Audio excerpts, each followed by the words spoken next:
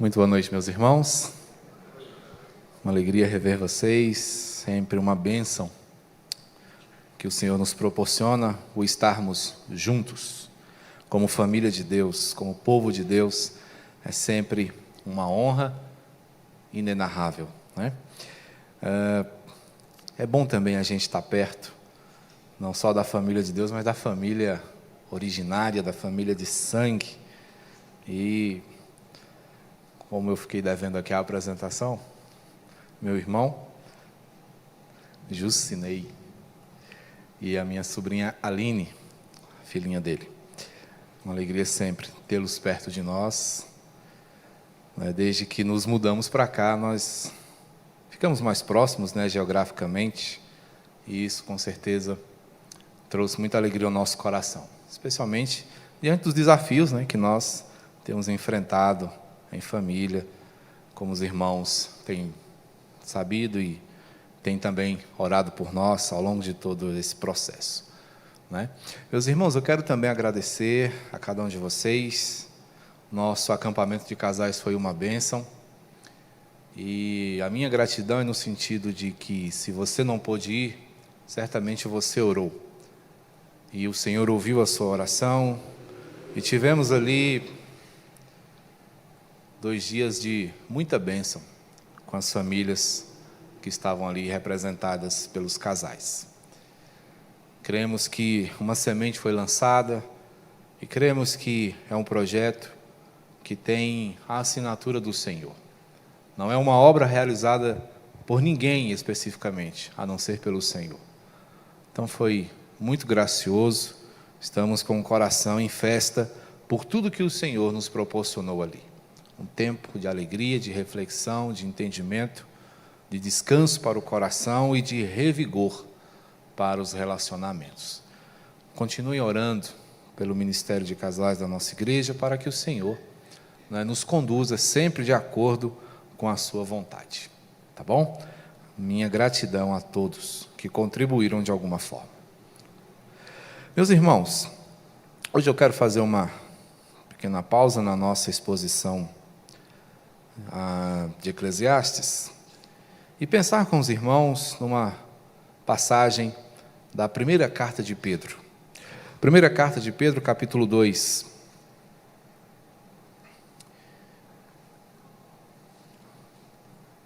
Primeira carta de Pedro, capítulo 2, nós vamos ler alguns versículos, mas você mantenha o capítulo aberto, ele nos servirá de referência para a caminhada da nossa reflexão, do nosso entendimento acerca do que o Senhor nos fala nessa passagem. 1 de Pedro, capítulo 2, nós vamos ler os versos 11 e 12, e depois vamos lá para o verso 21, só para nós entendermos algumas coisas. 1 de Pedro, capítulo 2, versos 11, 12 e 21.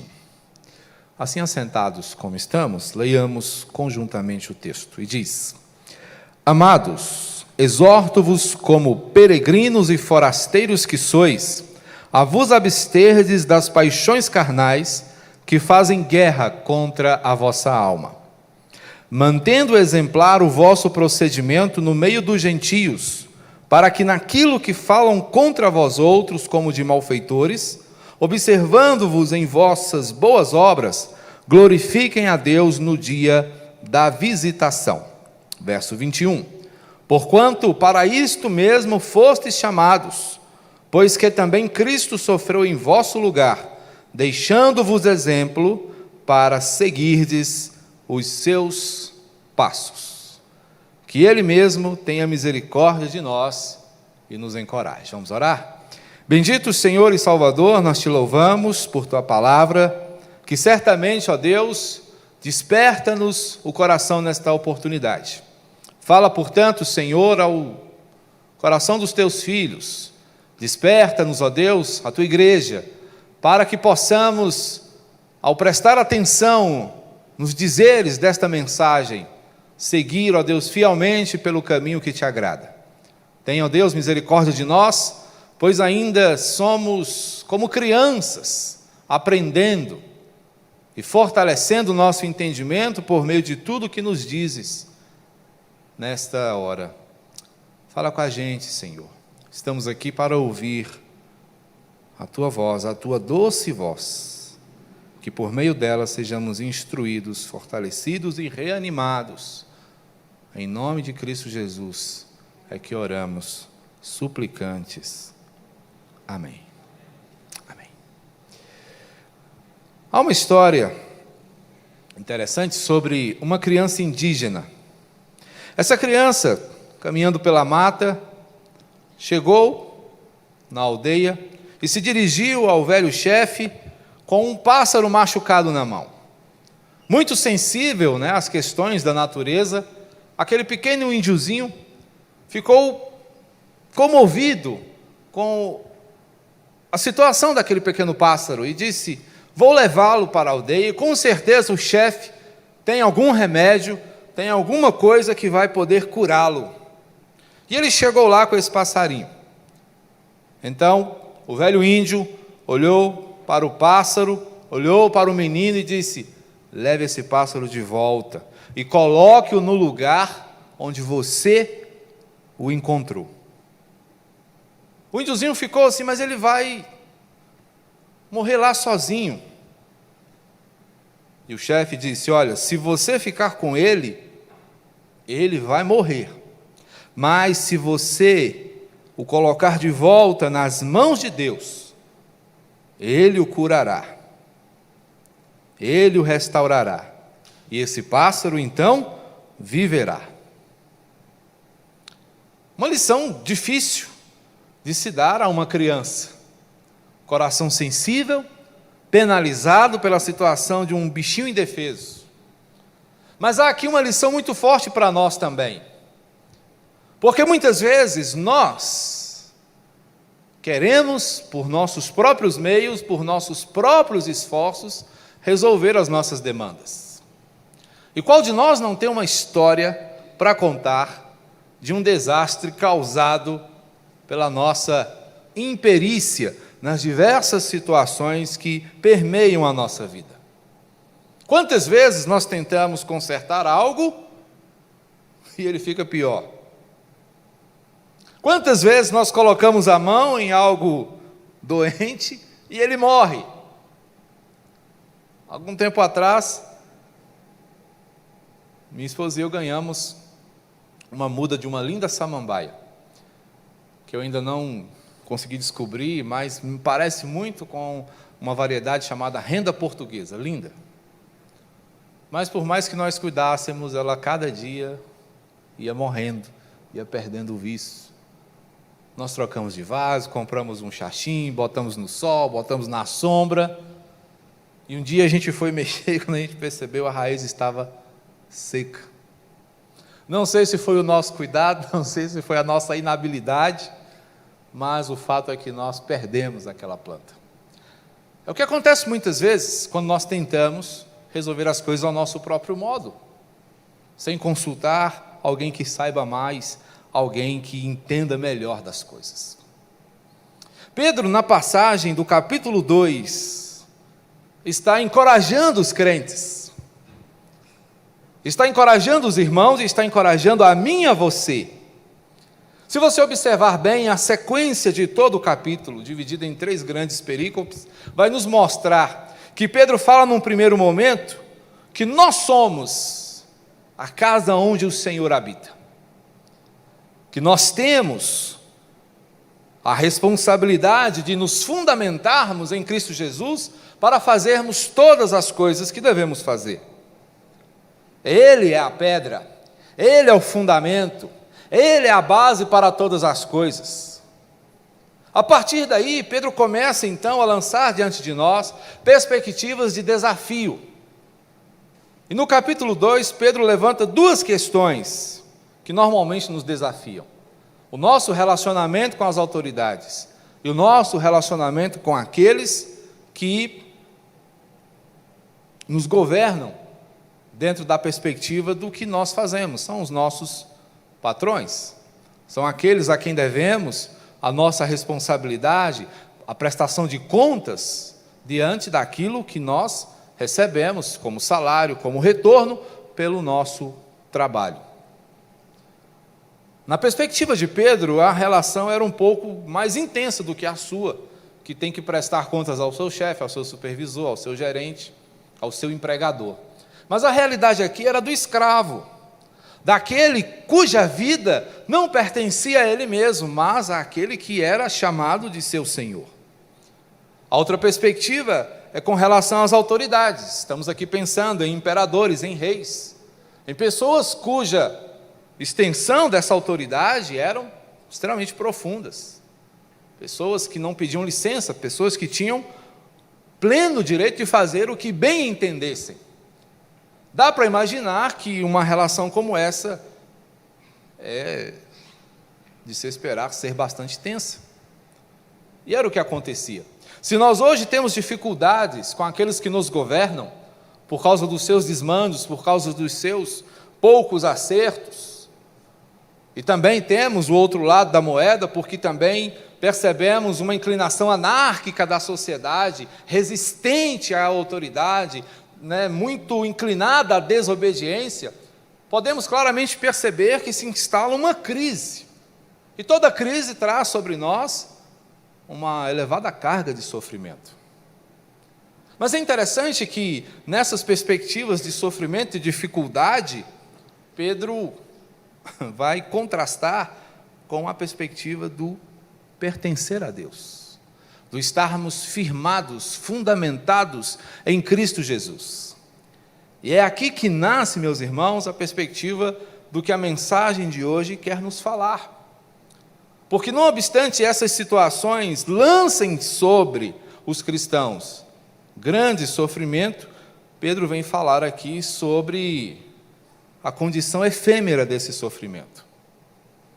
O sofrimento pode ser intenso, pode ser grande, pode ser profundo, pode ser pesado, mas ele é passageiro. Nenhum sofrimento fica para sempre, por mais intenso e doloroso que ele seja. Pedro nos diz aqui no verso 13, sujeitem-se a toda instituição humana por causa do Senhor. Isso nos leva a pensar que mesmo aqueles chefes de Estado, governadores, prefeitos, vereadores, que caminham fora da cartilha, devem ser por nós tratados com respeito, não por causa deles, mas por causa do Senhor, que é a autoridade que está imediatamente acima deles. Portanto, essa perspectiva que nós vemos hoje, diante da polarização em que o nosso país se encontra, não é necessariamente bíblica, porque é algo que não agrada o Senhor. O que nós devemos fazer pelas nossas autoridades quando estas falham? Orar por elas, ao passo que curtimos o sofrimento causado pelas suas inabilidades. É interessante que nós tenhamos essa perspectiva. Uma outra coisa é justamente o mercado profissional. Quantos de nós não tem queixas a fazer? Quantos de nós não poderia ser o protagonista de filmes como Quero Matar Meu Chefe 1 e 2? Quantos? Quantos de nós não tem uma história difícil para contar? Quantos de nós não desejou ser patrão para não ficar sob a égide de pessoas que são incompreensíveis e muitas vezes despóticas nas suas atitudes? Pedro se vale dessas figuras para falar conosco sobre o sofredor interino. A interinidade é a condição daquele que exerce uma determinada função ou passa por uma determinada situação de forma efêmera, de forma temporária. Quando o presidente se ausenta, o vice assume interinamente. E nesse ínterim, ou seja, nesse espaço curto e definido, ele é o presidente na ausência do outro. Mas em voltando o presidente, ele deixa de ser e ocupa de novo o lugar de vice. No que diz respeito ao sofrimento, Pedro entende que essa é a posição do cristão no mundo. O mundo é um lugar hostil, o mundo é um lugar difícil para nós, especialmente se você procura viver de forma a agradar a Deus, o mundo vai te judiar demais. Se você procura ser fiel, se você procura elaborar de acordo com a palavra os seus relacionamentos, se você procura ser honesto, se você procura ser alguém que agrade ao Senhor antes de agradar aos homens, esteja pronto para levar muita pancada do mundo. É disso que Pedro está tratando aqui. Por isso ele diz: olha, amados, eu exorto vocês. A exortação é a atitude daquele que encoraja, daquele que está dizendo: olha, não tenha medo, prossiga, vá adiante, não desista. É o que Pedro está fazendo por nós. Porque Pedro destaca uma outra coisa interessante, que a nossa condição nesse mundo é de peregrino. O que é o peregrino? O peregrino é o passageiro, é o viajante. Ele não tem morada fixa no lugar onde ele passa. Ele é alguém que de repente chega e também de repente vai embora. Essa é a nossa situação. Nós chegamos, ficamos por aqui 50, 60, 80, alguns aí 90 anos, outros passam dos 100, mas são tempos definidos. Então nós somos também interinos aqui. Ninguém vive eternamente nessa terra. A vida eterna nos está reservada fora daqui. Mas aqui nós somos interinos. E se sofremos aqui, somos sofredores interinos. Logo, o sofredor interino é aqui chamado a atenção por meio de Pedro para ser lembrado de 3 importantes questões. Primeira coisa, o sofredor interino, ele é encorajado pelo Senhor, por meio do seu apóstolo, a renunciar ao mundo. O mundo não serve para você, meu irmão. Entenda que o seu sofrimento tem dia e hora para acabar, assim como teve dia e hora para começar. Mas perceba algo: esse mundo não é para você. Exorto-vos como peregrinos e forasteiros que sois, a vos absterdes das paixões carnais que fazem guerra contra a vossa alma. É preciso que nós entendamos que a amizade com o mundo não vai diminuir o nosso sofrimento. Muito pelo contrário, vai aumentá-la cada vez mais. Se somos forasteiros e estrangeiros, a cultura desse mundo não serve para nós. Você não se torna um cidadão americano por passar alguns dias lá visitando a Disney.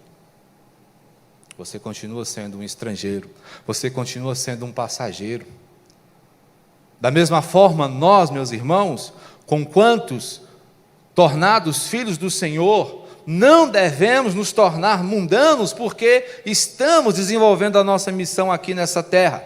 Nós somos visitantes. Como diria Gerson Borges, nossa pátria não é aqui. Esse mundo não é o nosso país. Nós estamos a caminho de casa, porque este não é o nosso lugar.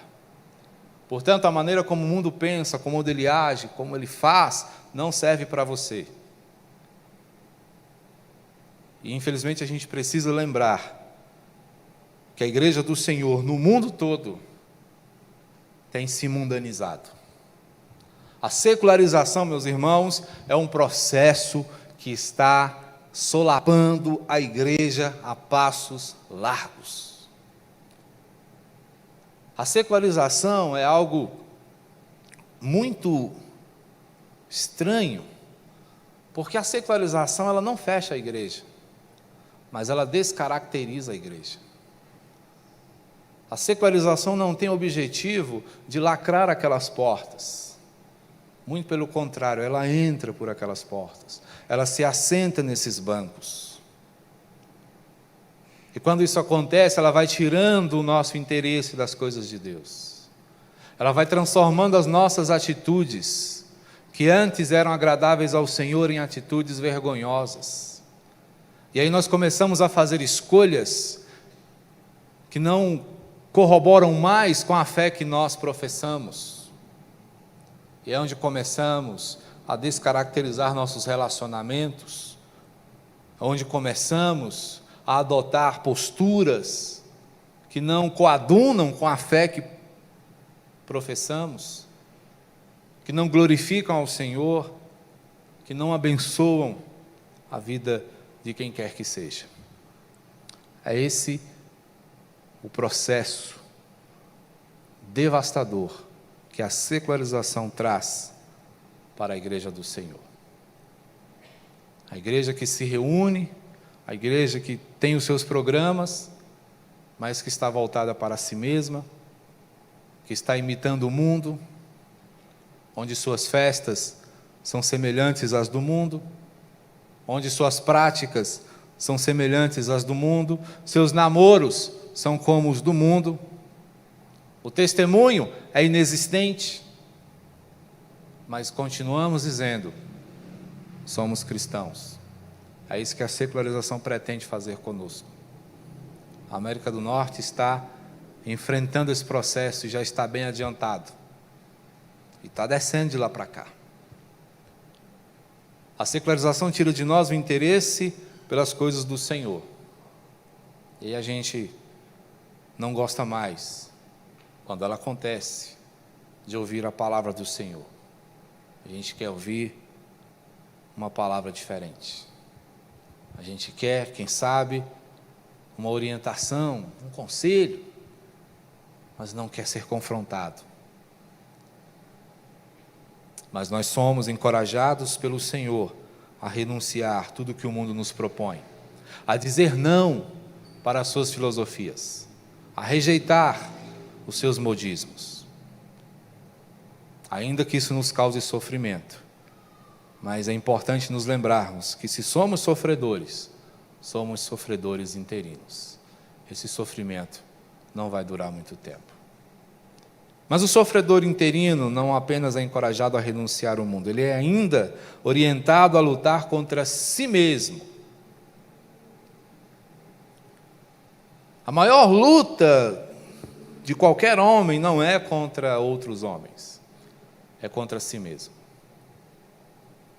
O homem que é capaz de dominar a si mesmo tem mais mérito do que aquele que derrota um exército. Porque aqui, pulsando dentro desse meu peito, está o meu maior inimigo. A maior fábrica de ídolos de que se tem notícia, o meu coração. O finalzinho do verso 11, Pedro ainda fala: abstenham-se das paixões carnais, que fazem guerra contra a vossa alma. É uma luta que se dá dentro de nós. É uma luta que acontece na nossa mente, no nosso coração, que coloca todas as nossas entranhas de cabeça para baixo, que nos deixam completamente desorganizados. E a entrega aos desejos humanos é o caminho mais curto para a falência humana.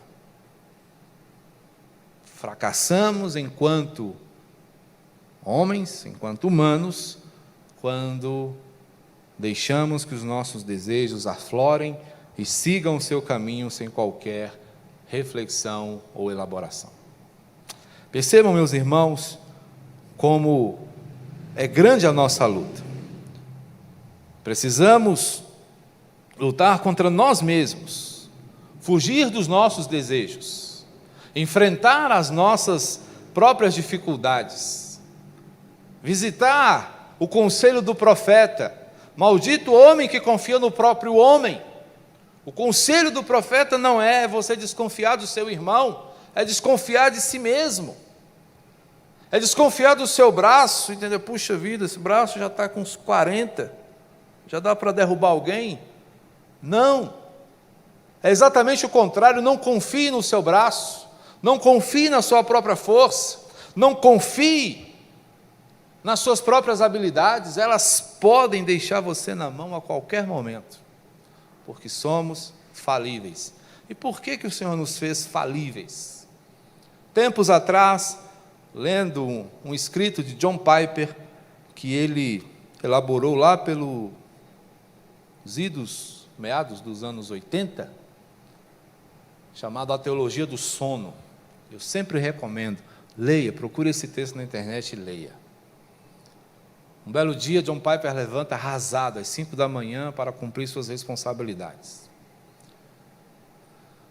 E ele senta-se, destruído de sono na cama, doido para voltar para lá, mas impelido pela responsabilidade, ele começa a questionar: como é que um Deus que não dorme me faz tão dependente do sono? Porque o sono nos humilha. Eu penso mais ou menos assim: é bom dormir, mas quando você entende que precisa continuar um pouco mais, e o sono diz: deita, miserável. Não, eu quero ir mais um pouco. Ele: para, infeliz. E normalmente quando a gente teima, não dá certo. Então ele fez essa pergunta: como é que um Deus que não dorme, como é que um Deus que não dormita, como diz o salmista, me fez assim tão necessitado de sono? E a resposta veio quase que imediatamente. Ele foi: exatamente por isso, porque eu sou Deus e você não. Porque eu sou Deus e você não é. Então essa é a resposta para muitas das perguntas que nós fazemos diante da nossa fraqueza. Por que eu não consigo? Por que eu não posso? Por que eu não simplesmente decido e cumpro? Simplesmente para que eu e você sejamos lembrados de que sem o Senhor nada podemos fazer, nem mesmo uma simples dieta. Vocês riem, né? Nem uma simples dieta a gente consegue fazer. O primeiro pedaço de bolo que passa na sua frente é como uma pedra no seu caminho. Você tropeça e cai com a cara no chão. Mas tudo isso, irmãos, para que nós lembremos sempre que a luta é contra nós mesmos, que é sempre o nosso desejo que nos tira do trilho, é sempre a falta de elaboração com aquilo que nós queremos que desvirtua a nossa caminhada. Por isso, nós precisamos constantemente de uma orientação que seja maior que nós. Por isso o conselho do apóstolo: gente, sai fora, saiam fora, abstenham-se, larguem tudo isso, fujam, distanciem-se do orgulho, da inveja, da amargura, dessas coisas que naturalmente surgem em nosso coração. Como é fácil ficar amargurado. Como é fácil a gente sentir inveja, como é fácil a gente ficar com raiva, como é fácil a gente se irar, como é fácil a gente olhar para o outro e dizer: puxa, ele não merece a minha amizade. Como é fácil. E no momento que eu falo isso para vocês, eu me lembro de todas as vezes que essas coisas subiram ao meu coração e prejudicaram meus relacionamentos, me afastaram de pessoas queridas, dificultaram a minha caminhada. E aí é onde eu sou instado a pensar que o meu maior inimigo sou eu mesmo. Sofrimento. Mas se queremos viver como sofredores interinos, que um dia lembrem-se dessas coisas no passado, nós precisamos nos firmar no Senhor. Porque o sofredor interino é encorajado a renunciar ao mundo, orientado a lutar contra si mesmo, mas ainda desafiado a viver em contraste com o ímpio. Um sofredor interino sabe que ele é diferente daquele que não conhece a Deus. Verso 12.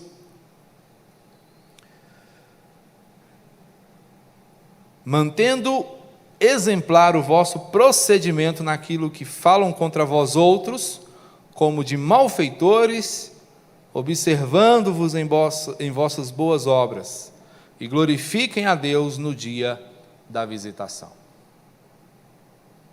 O conselho de Pedro aqui é muito forte, porque diz: fiquem firmes aí, porque isso tudo tem um objetivo.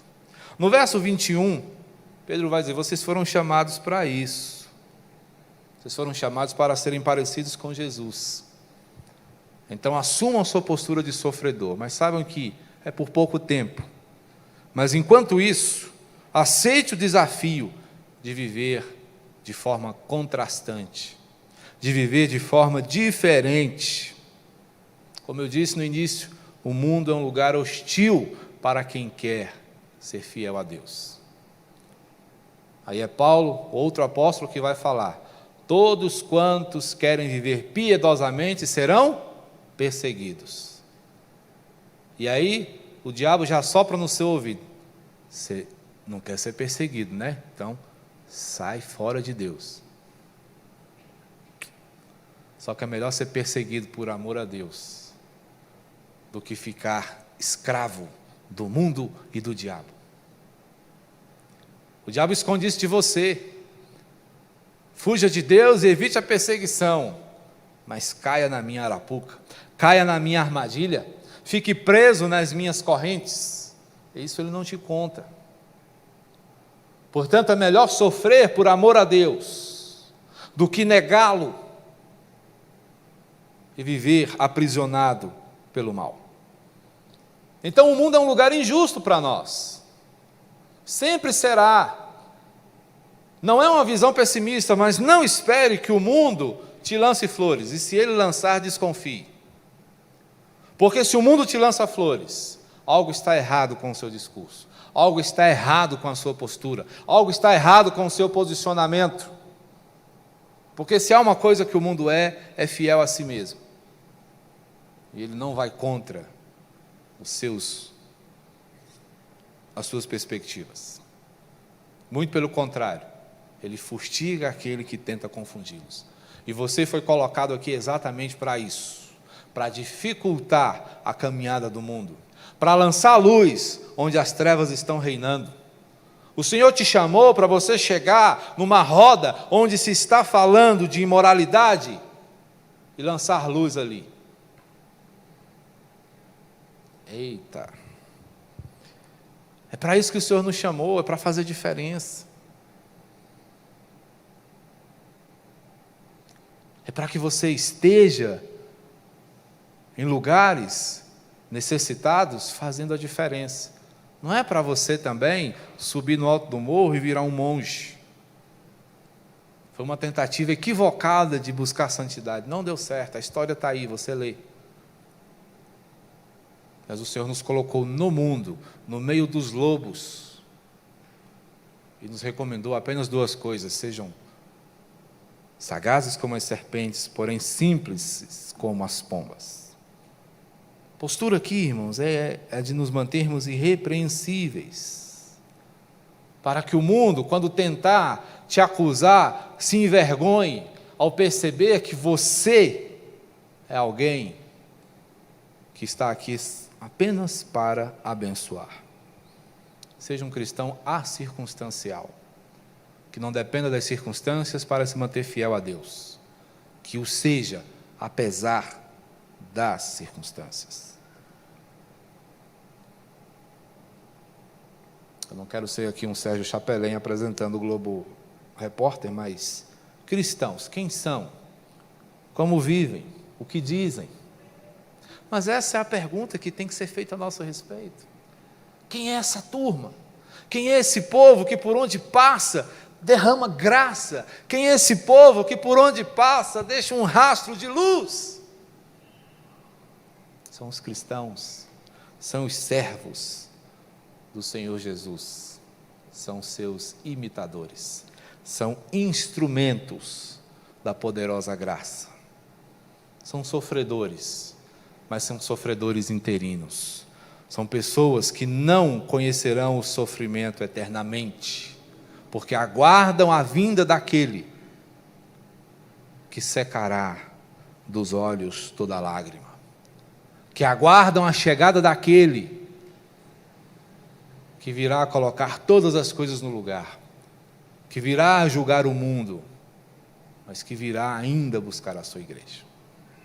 São esses, sofredores interinos, chamados para serem diferentes, chamados para renunciar ao mundo, para lutar contra si mesmo, mas também para viverem em contraste com aqueles que ainda não conhecem a verdade. Que seja você um sofredor interino. Sofredores interinos entendem apenas que toda luta por que passam, um dia vai acabar.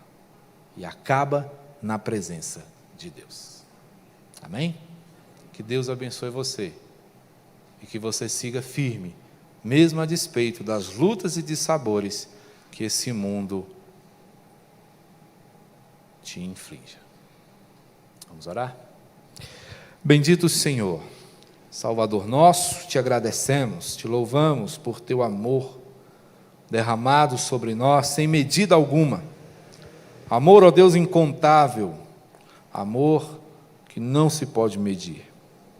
Obrigado, ó Deus, porque é esse amor que nos capacita a enfrentar o sofrimento, por mais intenso que seja ele.